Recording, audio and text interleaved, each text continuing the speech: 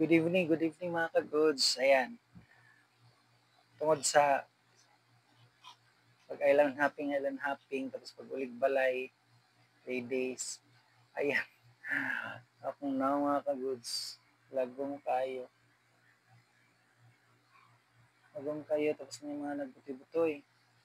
So, karon i-try natin yung produkto na rejuvenating na Beauty Vault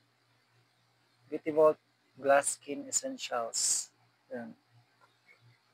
Ayan na Beauty Vault Glass Skin Essentials, sponsored by Maymay Intrata. Yan mga ka-goods. So, rejuvenating set na siya mga ka-goods. Na siya soap, which is premium kojic soap. Beauty Vault premium kojic soap. Ano siya toner mga ka-goods. Premium rejuvenating toner. So ito siya premium kay pang ano na siya mga ka-goods, pang first timer. So pag kuan na muhamis na mong nawong na to pang kaning tawag ani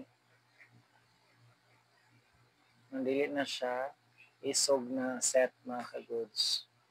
Wala pa sa tawag.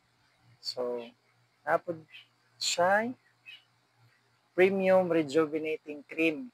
So para sa gamitan ng premium rejuvenating cream. So pang night siya mga ka-goods, pang night. So aside sa pang night, so napod tayo pang day. So man siya mga ka-goods, pang day.